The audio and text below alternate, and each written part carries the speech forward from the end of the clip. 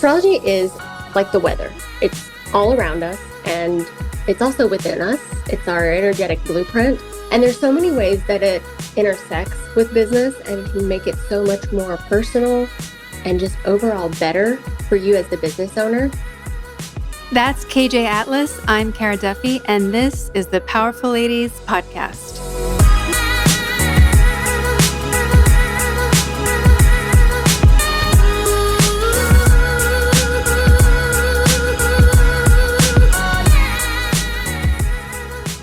Welcome to the Powerful Ladies Podcast.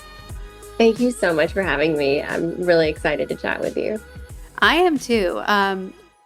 We had a great experience when I booked you based on a friend's recommendation.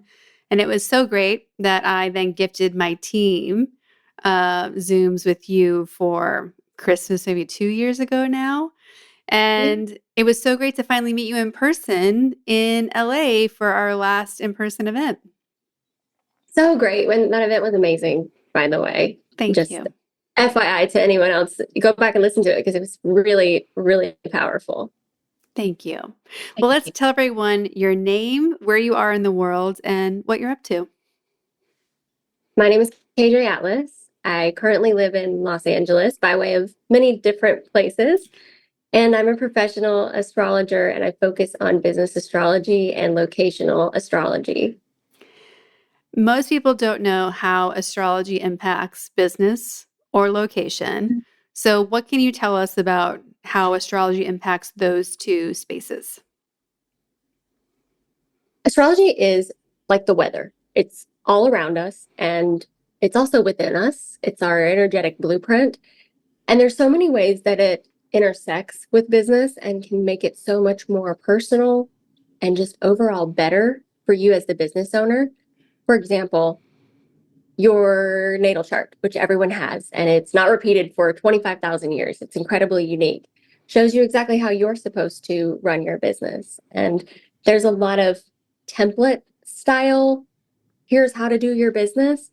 And I'm neurodivergent. I have diagnosed ADHD. I love doing things differently. I've always been a different style learner. And when I started to get into astrology, I was like, oh, this makes more sense because this is how I'm supposed to do it. And it's different from what this person says that works really well for them. And there's no wrongs. It's just different. And that's one way that I use it. And the other way is time tracking. When's the best time to do things? When is a time where you should be editing and resting and not launching? Because astrology is kind of like the waves of the ocean. There's certain times where you want to jump up on the board and ride it. And there's certain times where you want to like hang back and just chill. Yeah. Well, and we're so good at forcing things for those of us who are more A-type, usually the people launching businesses. And if we are listening, we can feel when we're not supposed to do something, but it doesn't mean that we actually listen. So I feel like when someone has a clear guide of now is probably not the right time, you can relax into it and be like, oh, okay, good. Like, that's what I was hoping. We put so much pressure on us. Validate your intuition. You and I initially connected because I booked a location based session because I was like, what is that? I've never heard of it. This sounds fascinating. So what is locational astrology? When you pull a chart of any kind, you use the date, the time, and the location. And no one really thinks much about this part, but if we zoom out and we think, okay, we're looking at a map of the sky, our vantage point, the location on Earth that we're at, has influence to that. That's the foundational idea of locational astrology. This really came about in the 1970s, once everyone started to be able to travel more frequently, more accessibly. And there's this idea that works really, really well, but I will say that it's a very new branch of astrology, where when you go to new places throughout the world, you can access different parts of your psyche, your soul, guided by the planets or placements in the birth chart. So some places might be very Venusian and beautiful and full of good food and love and just a grand old time. And some places might be very Saturnian, which is like, I have deadlines to meet.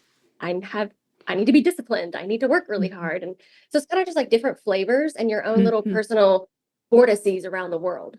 Yeah. When you and I had that session together, and I really recommend everyone do it because it's fascinating to see your own chart laid across the globe. It was so interesting to see, for simplifying it, good lines going through places that I felt good in, and bad lines going through places that I did not feel good or had a bad experience or something like wrong happened. Not even bad, just wrong. And it was so validating to see that. And then it was also really interesting to see where, I consider Boston home, and to see that there was a line going through kind of Boston and New York that would always make me feel more connected. Like I'd have more community, have more relationships. And I always feel that when I'm there. And of course, it could be from having grown up there and having more people and more familiarity. But I haven't lived there in a really long time. And that still always feels where I am most like cared for in that way. Where even having a bigger community, maybe out here, I don't feel that same cared for feeling because I'm not living in a place that is a community line. Totally. It's definitely a you thing because not everyone can say that about their hometown. So you're very lucky to have that. And I believe it was a moon line. It was something of that nature of like the moon line, like you're safe and cared for. It was one of the benefics, and not everyone has that. And that's how I found locational astrology, because I did not have that. And I was like, why is this so difficult when everyone else is seeming to be totally fine? Yeah. Yeah. How did you get into this? And would 8-year-old you expect this to be your life? Not exactly, but something of the sort. I remember as a kid picking up my mom's magazines, like, those kind of magazines, like here's 5 weight loss tips. Here's, what is Jennifer Aniston doing? Like all the things, the wellness magazines. And I loved it. I love magazine culture. And I was like, I want to write these like wellness articles. I was like, I want to, talk about fashion. And I didn't know it was like metaphysics and astrology, but I love the horoscope section. And I love like the personal growth stuff. I was kind of obsessed with it and I didn't realize it. But if you had asked me what I thought my career was going to be, I thought I was going to be an actress, as a lot of little girls think they're going to be. And you kind of are acting in a way that you're creating all this content now. You're creating an audience. Yeah. Yeah. And I went to college for that the first time around, and the universe guided me in another direction, very literally, because I got so sick that I had to drop out of college when I was at art school. And then I went home and took all this time to recuperate, and I got really obsessed with learning about health and wellness again and all the things. And I'm like, how can I support my mind and my body and my spirit while I'm healing from this autoimmune disease? And it becomes a really holistic practice. And I think astrology is like the language of holistic practice, because it helps us connect the mind and the body and our experiences and the events of nature outside of us. It's like that. It is the sixth sense. Mm-hmm. And how did you get into this? How did this become your career path? It started with the health stuff when I came back and I really started to explore health. And I was always going to the thrift shop and getting these books off the shelf. And I remember I got a palmistry book, I got a book about chakras, and a book about Vedic astrology. So that was my gateway into it, because I loved Ayurveda. And then I was like, oh, Vedic astrology sounds like that. They have to be connected. And they kind of are. So that was my gateway into it. I was like 16 when this all started. And I just thrust myself into it. I went to some lady's house when I was really young, and I walked through her garden just to like get a birth chart reading in her home. And I was like, this is so random. I don't even know why I'm doing this. And it was really expensive for the time because I was like a teenager, and I was just really fascinated. I was like, I feel like there's a lot of answers in this and I need to know. And for the longest time, I was very frustrated, because it feels like when you go to a foreign country and you're like, I so badly want to be able to dialogue this, and you can't. And that's what it felt like looking at a birth chart was. I so badly wanted to be able to speak it, and I couldn't. And when I was maybe like 15, I found the Portland School of Astrology online. And I was like, Mom, I want to go here for college. And she's like, you can't do that. Like, you have to go to a university. And I was like, okay, well, bucket list one day. And then by way of many different chance happenings, I met my partner. We moved to Portland and we were there. And I was like, I have to go to this school.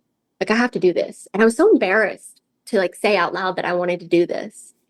And there was a lot of witch wounding there, if you know that term, of Yeah. like being afraid to really step into that magic and that power because of so much of our female history of persecution.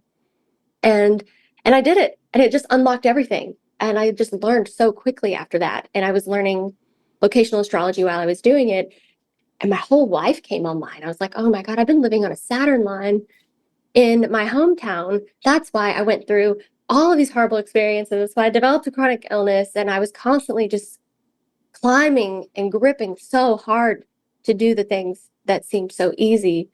And then as soon as I moved west, my life opened up. It's so crazy how a place can shift everything. Yeah, yeah, it does. And sometimes the answer is to move. You know, people say don't run away from your problems, and I totally agree with that. But if you're finding yourself repeating the same patterns and there's just this density and heaviness, and you're working really hard at making your life better, and it just isn't flowing, it might be a locational astrology problem, and you might be better off if you check somewhere else out, if you have the means to do so. Well, and I think there's a big difference between running away from your problems that you don't want to deal with that will keep repeating themselves versus leaping to a new space that feels more Yeah, empowering. So, yeah, yeah, we don't want to run away from things that will keep repeating anyway. yeah, I agree. When you say that your life came online, I really love that phrasing of it because I think everyone's had a moment either in stepping into a new career, moving to a new place, meeting a different group of people where suddenly they went, oh, like finally this feels like I'm actually plugged in. I had that Yeah, experience moving to Germany and meeting all these people who I'm still close with who felt like my people for the first time. None of them were really, well, that's not true. We were from all over the world in that location, but no, it's a different experience when you feel that plugged in connectedness. How would you describe that feeling to someone who hasn't felt it? it feels like freedom. And I think it's Willie Nelson that says freedom is being in control of your life and yourself and what you do.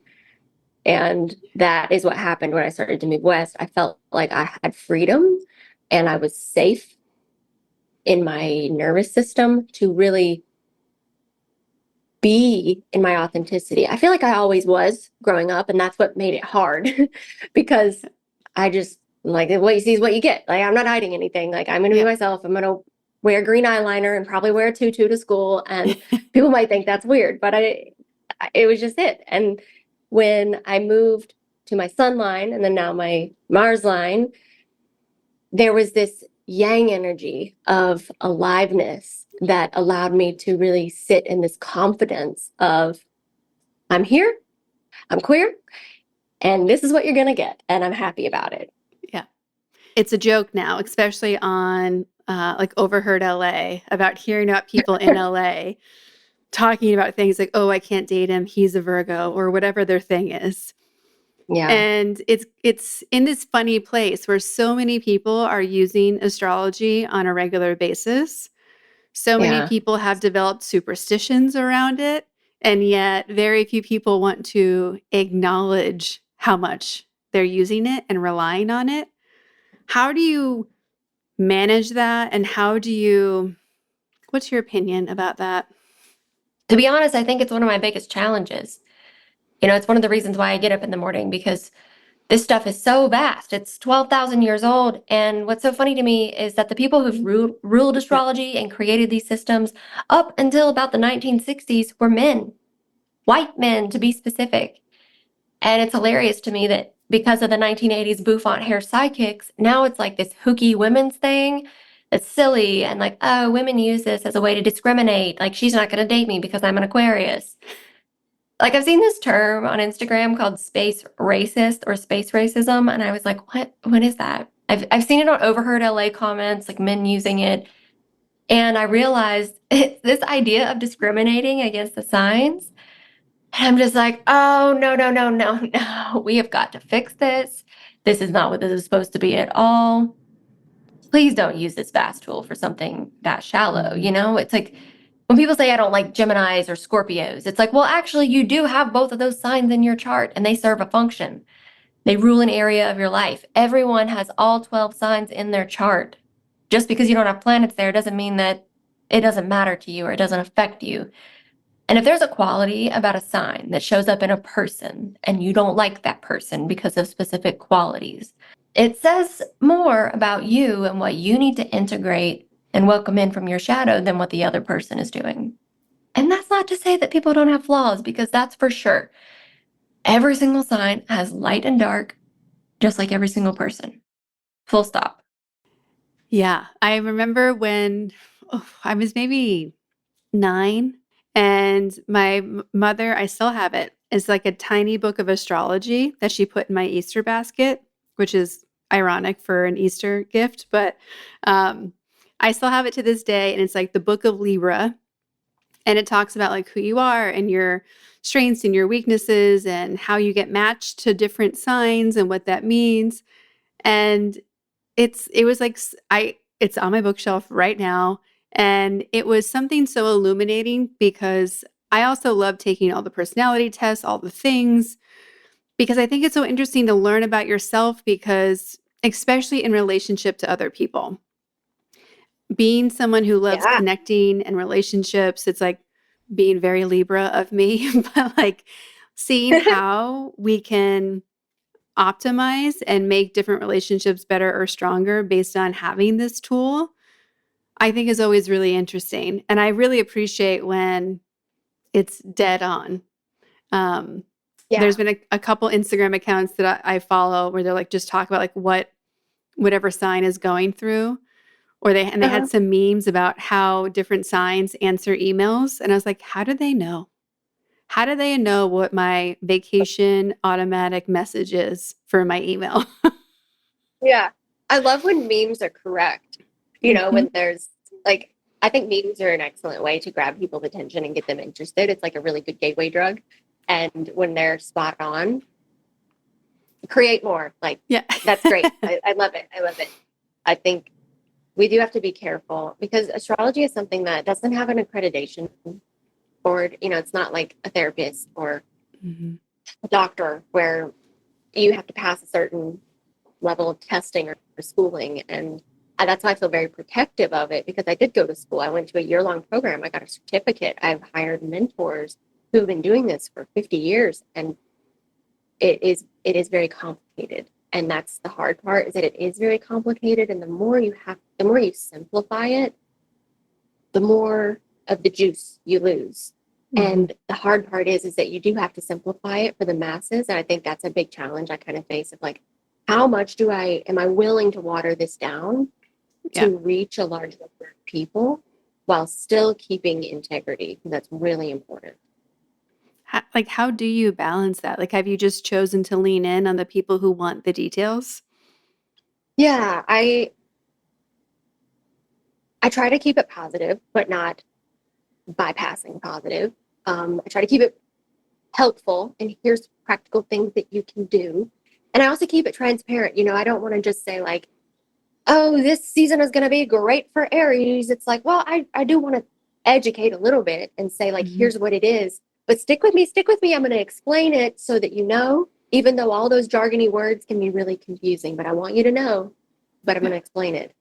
And I think the biggest part that's the challenge lately is the reach on social media, because I see a lot of these accounts that have hundreds of thousands, millions of followers, and I see the content that's put out, and it really breaks my heart because it is really watered down, or it's inaccurate, or there's like these Mhm. very exaggerated statements like all Capricorns are going to be rich in 2024. I'm like, that's false hope.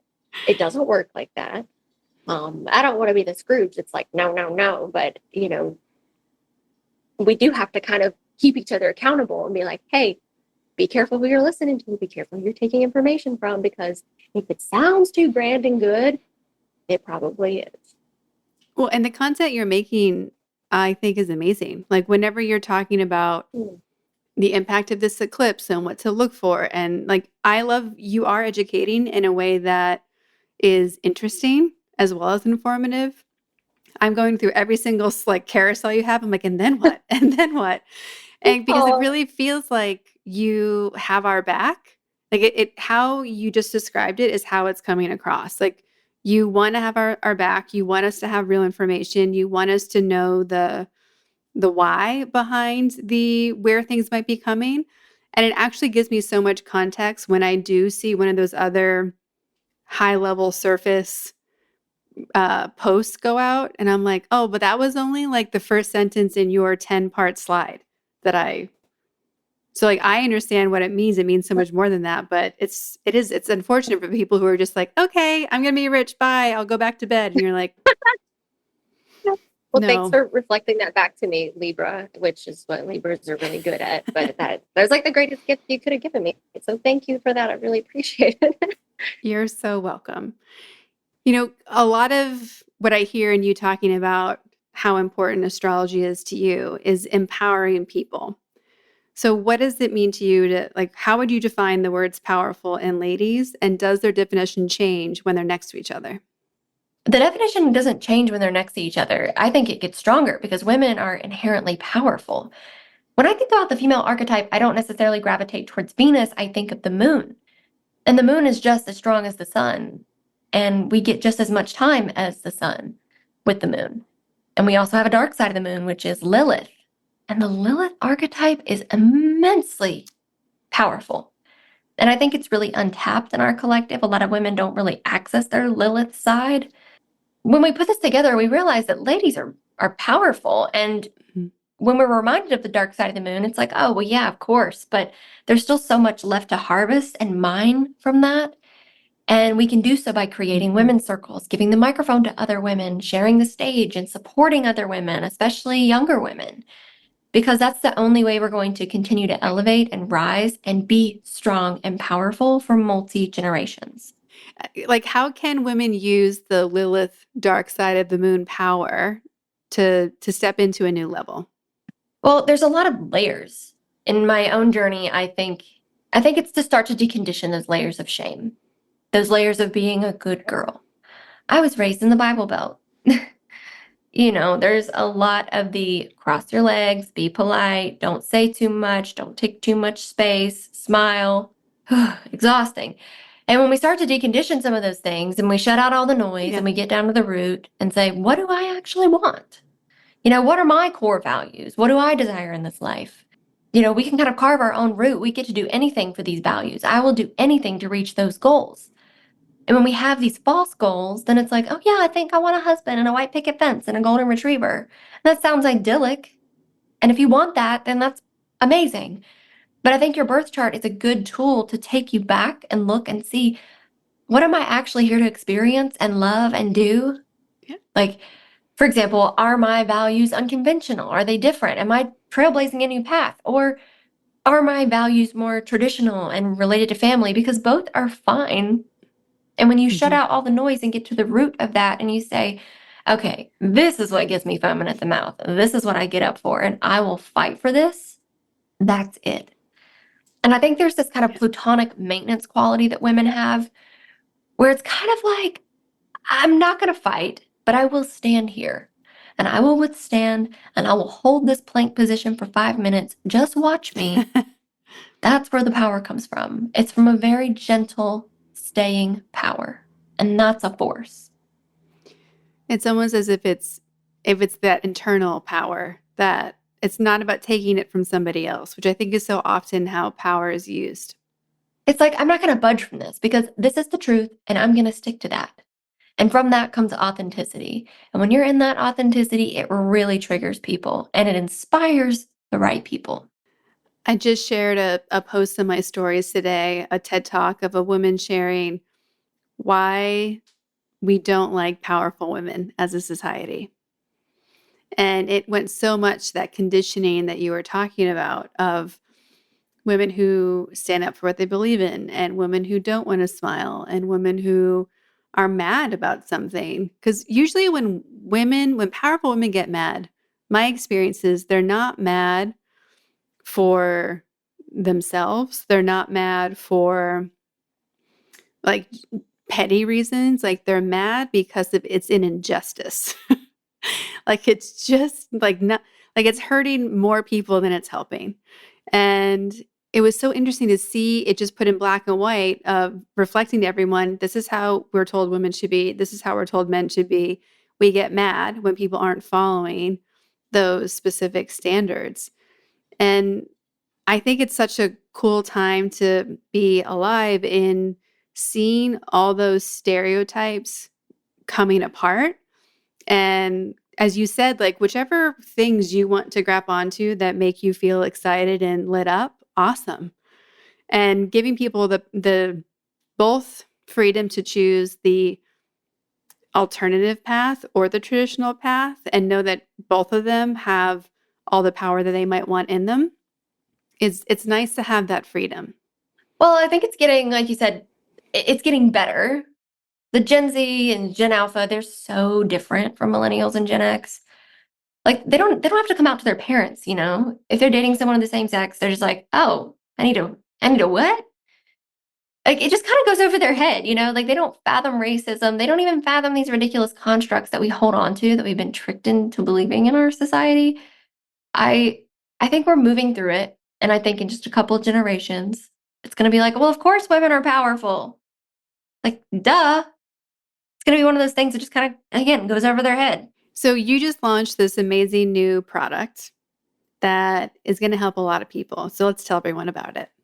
It's been a portal, Kara. I guess you could say I've been working on this for 5 years, but it finally crystallized into something really cool in the last 2 months, and it just came out.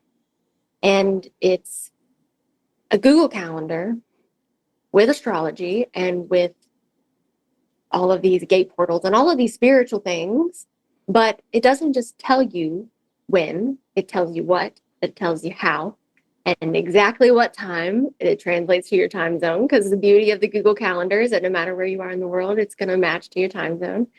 And every single one of these entries, because the wheel of astrology is changing all the time. Like you were to pause and you could see and look up at the sky and you could see with the naked eye all the planets. They are just all around the circle all day long, making connections, high-fiving each other, battling with each other. Like, you know, it's cosmic weather. That sounds so hokey, but it is. And we feel it because as above, so below, we are made of stardust. We are connected to these things, just like the plants, the ocean, and the animals are connected to these things. We're animals. We're very smart animals, but we're connected to it. And so when this is happening, there's probably many, many people who can relate to this, but you've had those moments where you're like, what the fuck is the moon doing today? Because something is up. Yeah. And something is up. Usually there is something. And that's what this calendar does, is that it shows you by the moment what it is, and also gives you practical advice written by me. No bots, no AI, none of that. No auto-generated, what to do with it to make better plans for your week ahead. Like just last night, it helped me so much for myself because I saw there was this void moon period and they happen every 2.5 days. And I could not for the life of me decide what I wanted for dinner. Like first world problems for sure. But like I was just in the spiral of like, I can't think for this very basic human need that needs to be met. And because I knew that, I was like, okay, there's like 3 places I can choose from to go get food. And then there's this like very easily preparable meal in the fridge. So I'm like, I was prepared. And I got through it. And I didn't force myself to work, which sometimes in the evening I get a second wind, not when the moon's void, you know? And that's one of these things about this calendar, is that it can validate your experience and it can also help you plan ahead, because you don't want to have a job interview or you don't want to launch something during a Mercury retrograde or a void moon. And it's like all these are just very esoteric terms that we might see on Instagram, but this is a tool that's with you every single day. It's for the whole year. And every day has these descriptions written to show and tell you what you need to do and how to work with it. And I've heard a lot of people say they're really over the apps. And I know the apps have a good purpose. You know, you can pull up your chart easily. It's a really great way to connect with people. But I've been in this industry for a long time, and I know that those apps hire poets, not astrologers, and they use AI and auto generation to create these forecasts for the day. So it lacks that human touch. It lacks that practicality that I've really, really worked hard to put into this calendar that is called the Grove Almanac. So there is nothing hokey to me about what you create. So it is refreshing to have a tool like that. And as I'm obsessed with calendars and using my Google Calendar, the fact that it just plugs in and integrates into what you're already doing, and it's just a good reminder to check in with. I'm always asking people to put what is important to them in their calendar, and you're just kind of doing it for people. yeah, that's such a great tip too. I think I was doing it for myself for a really long time. I was putting like specific transits for myself, and I'll still do that for myself, but this is for the collective weather, and it does help everyone. A lot of people have said like, oh, well, what about my sign and what about this? And I really think we collectively need to sort of detach from my sign, my horoscope, my this, because when we get these horoscopes, I used to write horoscopes for 2 years, and it is very difficult to analyze everything that's happening for a day and then say, how is it going to affect this sign and this sign, and also make it match many different demographics. It's an art, and it's very difficult. And that's why a lot of times horoscopes don't resonate for people, even if they're written by a wonderful astrologer. So this is more of like, here's the transit. Most people are going to feel this. If you need proof, I put on my Instagram story the other day, I did a poll. I was like, are you feeling the eclipse energy yet? And 98% of 50 people that responded said yes. And that kind of blew my mind. Like, I know people feel these transits, but 98% of people is wild to me. Like, we're all experiencing this. We just need to validate it and actually use it in our life in this practical way, just like we would use the weather forecast. Well, and that's a great thing that I wanted to talk to you about, because I have a lot of clients who will be like, well, we're on their session and they say, I can't sell things right now because it's Mercury in retrograde. I can't call people. I can't do the work I need to do. And I always say, love that it's Mercury retrograde. If you think it is, I don't even know if that's validated when they say it often. As an end, you have to still do what you need to do no matter what's going on. So what can you do right now? Like, Yeah. and they'll also, so they'll use Mercury retrograde as an excuse. They'll also use that they're a projector, not a generator. They're bring up their human design report. And I'm like, all of this sounds like we're hanging out in victim mentality. So how do we use what we know to our advantage?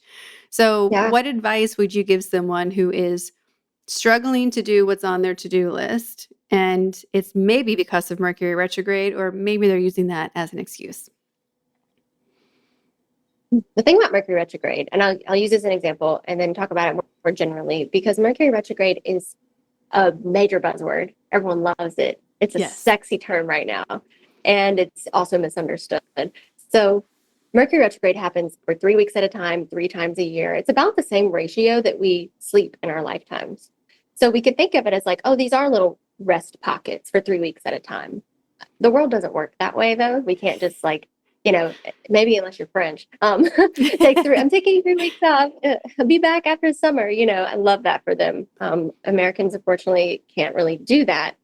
I say use this as a time to do the things that you would do in your polishing phase. Like, go back and meticulously edit things. Everyone has something they can edit. Everyone has something that you can pull from the vault and do a flash sale. That's a great time if you're a business owner.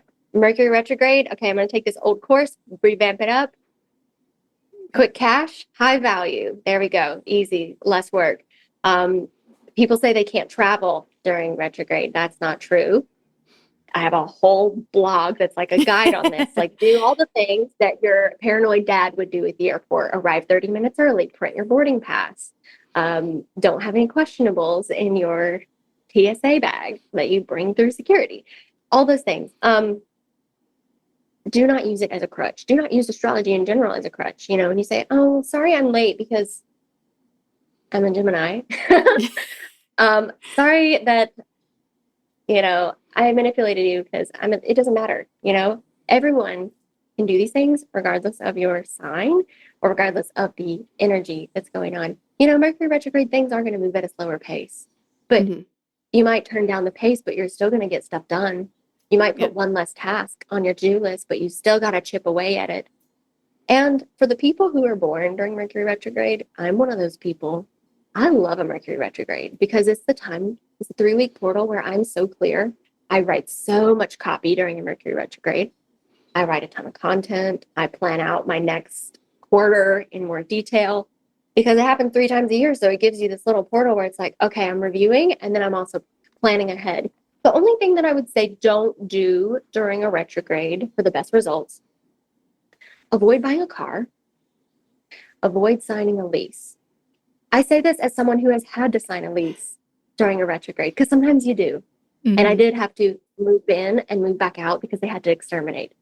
Think about with retrograde, it's always going to move forward and it's going to move back. So whatever you do, you buy the car, you're going to have to take it back for some maintenance. You're going to have to move out and move back in again.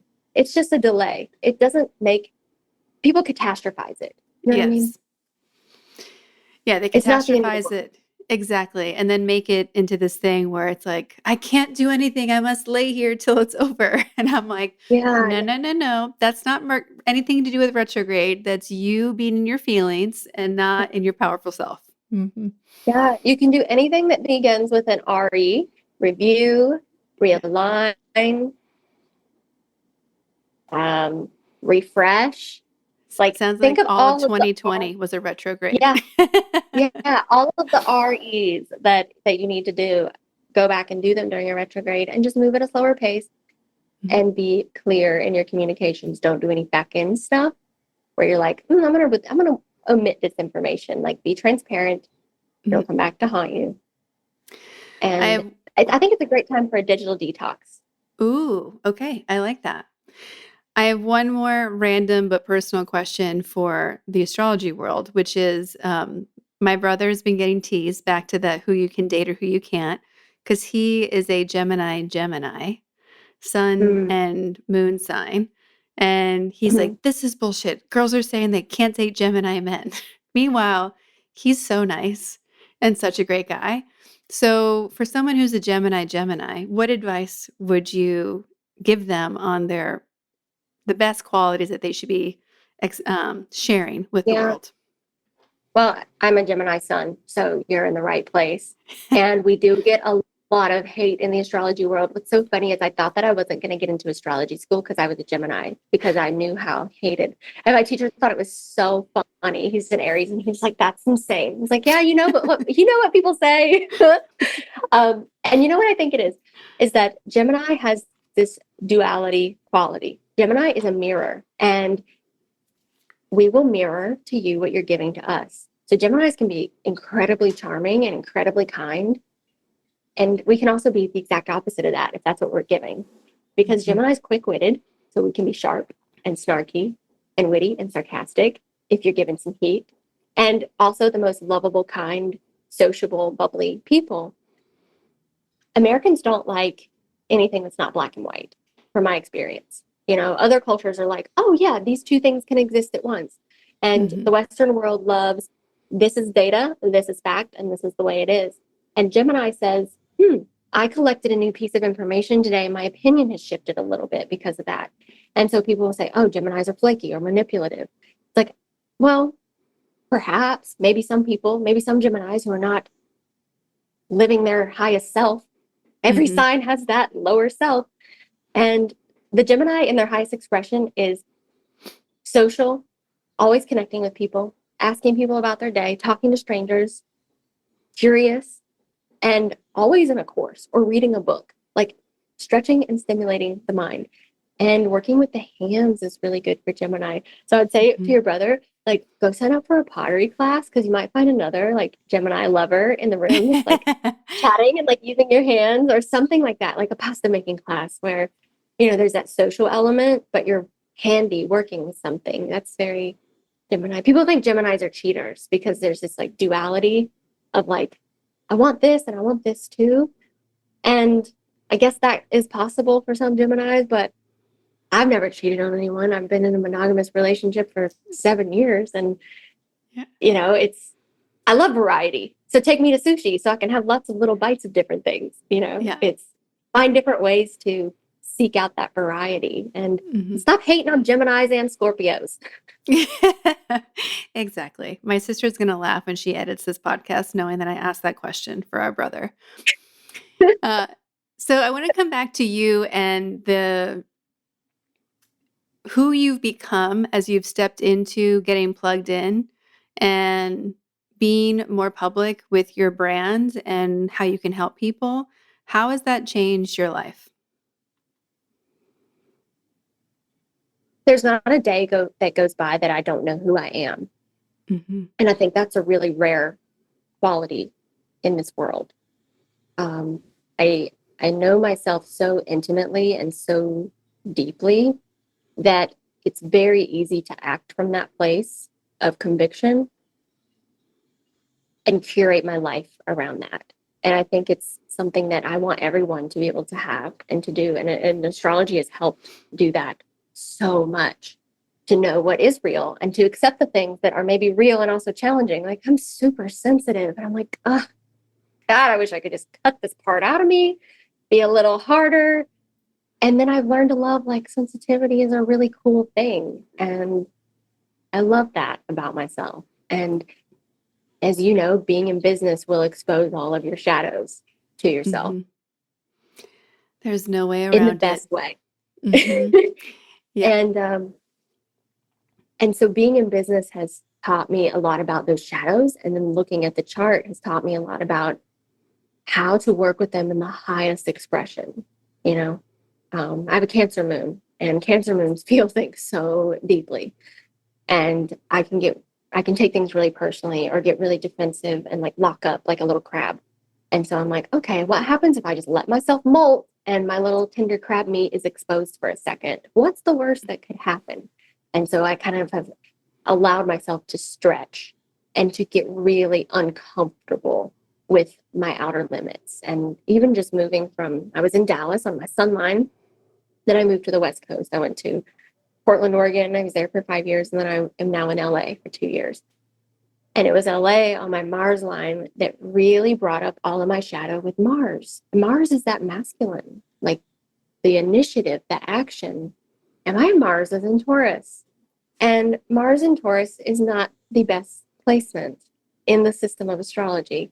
And so I had to deal with my loathing of confrontation and my desire to just purely receive everything. And in the business world, you can't. You have to pitch yourself. You have to fight for yourself, and you have to stand there and say, I'm the best at this every single day in many different languages. And my Mars in Taurus dies at that every single day and says, I just want to retreat. I don't want to cause any problems. And I don't want to fight.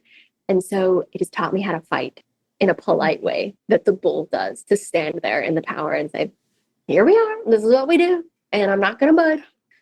And it has been a journey. And I loved every bit of it. We ask everyone on the podcast where you put yourself on the powerful lady scale. If 0 is average everyday human and 10 is the most powerful lady you can imagine, where would you put yourself today and on an average day? I'm like a 9.5 today. Like after this launch, I'm like, oh, watch me, world. I can do anything. Like, let's go. And there's some days where I do feel like a 2 or a 3. And then I have a rainy day folder. I think everyone should have a rainy day folder. And it's a camera roll album of all of the praises or achievements or photos of things that I could have only dreamt about at one point. And then I did it. And I put all those in a folder. And on those days where I feel like a 2 or a 3, I'm like, there you go. All right, let's go get some vitamin D and let's go look at these client wins and these amazing things that you've done and get yourself back up into that upper echelon of 8 to 10. So it varies. Some days I feel like a 2 and I try to feel like a 9 most days. I love that rainy day folder idea. That's a great thing to have. And I always tell people also to be capturing all that stuff because it's great marketing content for you. Yeah. The things that make you feel part. great are things that you need to be sharing with everybody. And you did it the Yeah. other day. You shared a picture of someone bragging about the Grove Collective and how much it's already changed, how they're viewing their life and their days. And Yeah. you didn't have to And it's brag still about a yourself hurdle. at all. It was just them Yeah. doing it for you. It's so much easier. My Mars Taurus loves it. I'm like, yes, someone else receive, but there are some days where I'm like, okay, I do have to peacock a little bit, and I value humility. So like the humility value Yeah. gets up against the marketing requirement. And so, it's something that we choose to navigate as business owners, to be able to share really valuable stuff with the Yeah. people who need it. I asked my coach the other day if she had a magic wand, what would she give me? And she said, I would like you to be cocky and arrogant. And she meant it in the best way of like, again, just wanting people who are doing good work like you are to step into some of that cocky, arrogant power so that you're seen within the noise of what's all the distractions there are, because we want good people making the money because they'll do good things with it. And when they are making the money, they're helping other people. Yeah.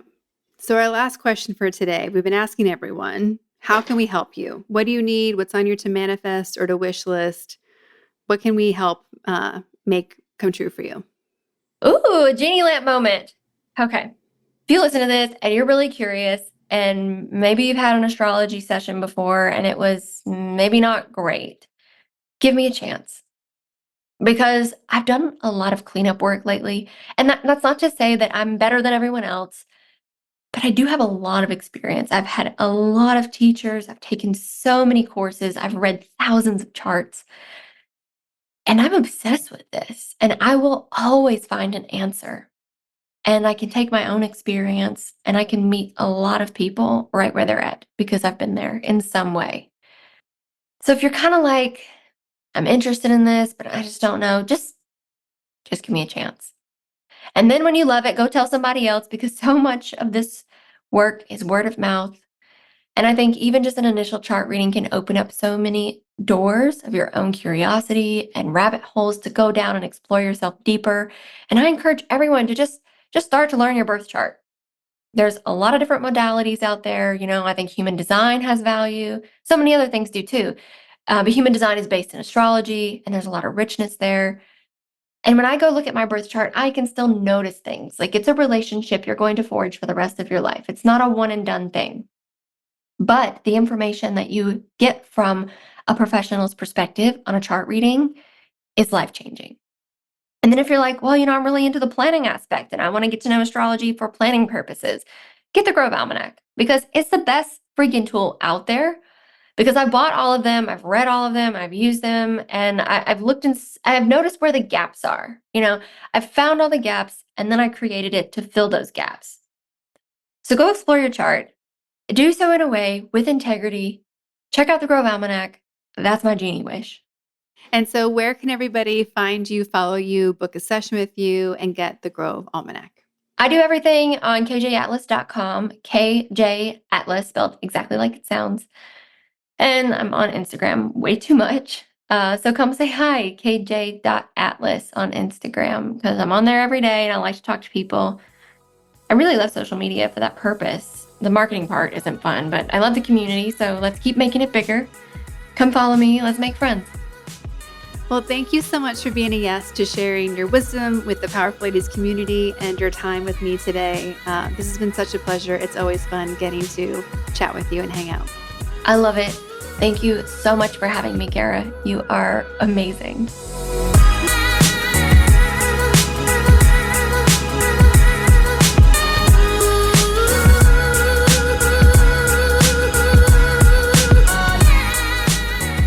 All the links to connect with KJ, the Grove Almanac, and to book a session with her are in our show notes at thepowerfulladies.com. Please subscribe to this podcast wherever you're listening and leave us a rating and review. Join us on Instagram at Powerful Ladies and at Kara_Duffy. And of course, you can find me at karaduffy.com. I'll be back next week with a brand new episode. Until then, I hope you're taking on being powerful in your life. Go be awesome and up to something you love.